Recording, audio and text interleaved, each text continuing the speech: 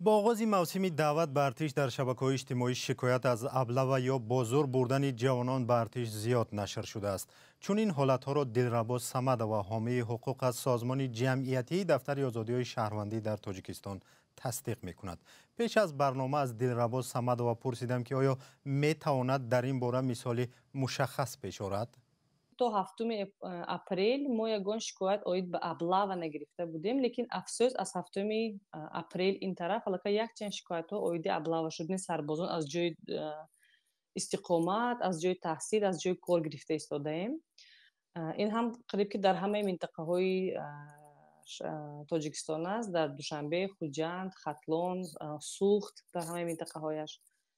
مثلا یک مادر زنگ زده گفتند که از ناحیه تابع مرکز پسری کلونی این کس در خدمت است، در اسفر است، در مرز است، لیکن پسری خردی آن کس را از خانه شان گرفته بردند و این پیرزن التماس داشت که میخواست که وقتی که پسری کلونیش برمیگردد و باید که تیر ماه برگردد، وقتی که برمیگردد بعد پسری خردیش را به خدمت برند، زیرا سرابان یاردمچی در اویله نیست، پدر و مادری کلانسال دارد و آنها هم غیر قابل خدمت هستند. دیگر دانشجو از شهر خوجند مراجعت کرد که سریع بر وقت به خانه آنها آمدند.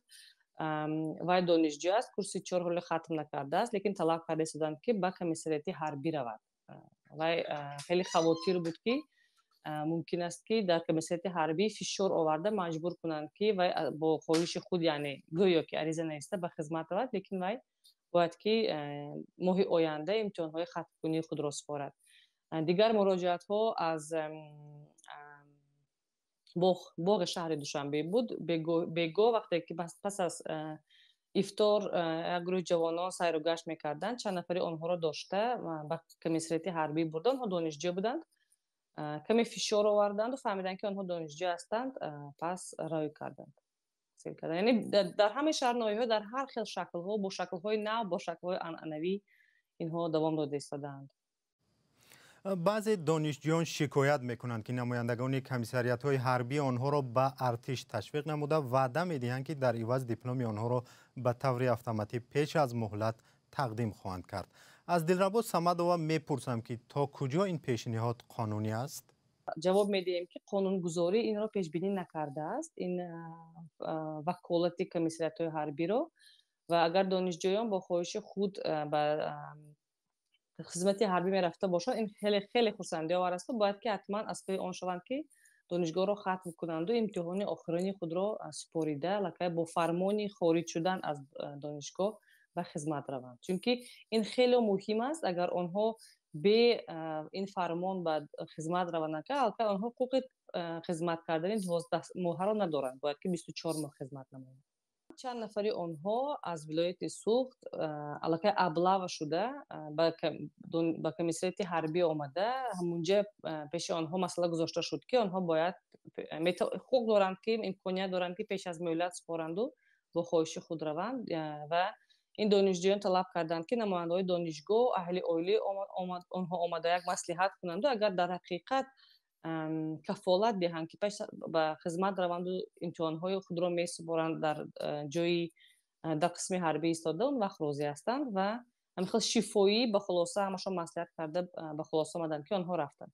با یک چیز من اینجا باید قید کنم که سرباز باید که دانشجو باید که پیش از استاتوس خدمتچی حربی گرفتن، یعنی پیش از به قسم حربی فرستاده شدن، باید که دانشگاه امتحان‌ها را سپاریده دانشگاه را ختم کنند، زیرا قانونگذاری پیش بینی کرده است که خدمتچیان حربی در دانشگاه‌های شهروندی، یعنی اگر حربی نباشند، حقوق تحصیل در دیگر نمود دانشگاه‌ها ندارد. یگان شهروند در یک وقت هم سرباز هم دانشجو شده نمیتواند. برای همین باید که البته اینجا امتحان‌ها را سپاریده، پس با یک صحیفه نو، یعنی صحیفه خدمتچی حربی را آغاز نمایند. سال گذشته در تاجیکستان قانون درباره ادای خدمت حربی در هیئت ذخیره‌های دولتی سفربری قبول شد که بسیاری آن را قانون خدمت آلترناتیوی نامیدند. سال گذشته مبلغ این نوع خدمت 25,000 سامانی مقرر شده بود و حال آن کمی بیشتر شده به نزدیک 28,000 سامانی مساوی شده است. از دلربا صمدova پرسیدم که با پرداخت پول میتواند یک جوان از خدمت در ارتش آزاد شود؟ бо пардохти маблағ аз хизмати ҳарбӣ озод намешаванд. Бо пардохти маблағ як намуди дигари хизмати ҳарбиро мегузаронанд. Қонунгузорӣ як намуди навро пешбинӣ кардааст. Шумо метавонед ки интихоб кунед. Агар имконият бошаду комиссарияти ҳарбӣ иҷозат диҳед, метавонед ки бар ивази маблағ як моҳ хизмат кунед. Лекин ин ҳам хизмат озод намешавад. Шумо ҳам ҳуҷҷат дар бораи хизмат кардан мегиред. соли гузашта тирамоҳ якчанд нафар ин хизматро гузаштанд. сифати гузаштани ин хизмат дар таҷриба он қадар баланд нест, чунки мо як ҷой махсус, афсарони махсус, барномаи махсус омода карда нашудааст. Афсӯс ки ман ҳамаи ин таҷрибаро намедонам. Ман якчанд таҷрибае ки шунавидам, аксарият вақт онҳо бо ягон кор машғул нестанд дар муддати ин як моҳ. Бояд ки албатта сифати ин хизмат баландтар карда шавад, зеро дуруст гуфтан лозим аст ки ин ҳам хизмати ҳарбӣ аст. Он малака, он ҳунарҳое ки бояд ҳар як шаҳрванд дар байни 12 моҳ, дар муддати 12 ё 24 моҳ омӯзад, бояд ки дар як моҳ омӯзад. ва маблағаш ҳамун аст. Зиёд шуд ин сол. Фикрам ба 28 000 сомонӣ баробар шудааст, зеро ки нишондиҳандаҳо зиёд шуда истодаанд. 400 адад ҳадди аққали нишондиҳанда 400 нишондиҳанда пешбинӣ карда шудааст. ва ина ҳам як намуди хизмати ҳарбӣ мебошад. Ин озодшавӣ нест, ин хизмати алтернативӣ нест. Бояд ки шаҳрванде ки маблағро месупорад, бурда рафта дар муҳлати як моҳ хизмати ҳарбиро адо намояд. ҳамагӣ агар ман хато накунам 600 квота дорем мо, яъне 600 нафар ин намуди хизматро метавонанд ки иҷро намоянд дар ҷумҳурии Тоҷикистон. дар куҷо гузаштани ин намуди хизмат дар ҳамаи минтақаҳои Тоҷикистон аниқ нест, чунки қонунгузорӣ пешбинӣ кардааст ки онҳо дар ҷойҳои махсус бар барномаҳои махсус мегузоранд. Лекин ҳозир таҷриба нишон дода истодааст ки сифати ин хизмат хеле паст аст. зеро баъза, яъне барнома, ҷой хизмат, афсароне ки омода карда шудаанд, пешбинӣ карда омода нашудаанд. ва барои ҳамин сифати ин хел хизматчиёни ҳарбӣ албатта бо афсарони бо хизматчиёни ҳарбӣ ки 12 ё 24 моҳ хизмат мекунанд муқоиса кардан хеле мушкил аст. Лекин ман тарафдори ин хизмат ҳастам, зеро ин ба шаҳрвандон як имконият медиҳад.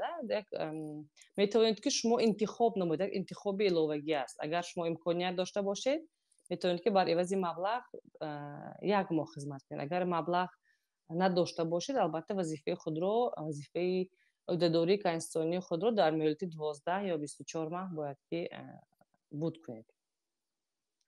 Квотаам ҳамин аст, 600 нафар. Зиёда аз ин, маслан қисмҳои ҳарбӣ мумкин ки таъмин карда натавонанд ки мин зиёда аз 600 нафар аҳолии шаҳрвандона бо тренингҳо, бо омӯзишҳо, ҷойи хоб, бо либос таъмин карда шавад. Барои ҳамин ҳам ҳамагӣ соли гузашта 600 нафар буд. Ин аз ҳамон имкониятҳои давлат вобаста аст, аз зарурияти давлат вобаста аст.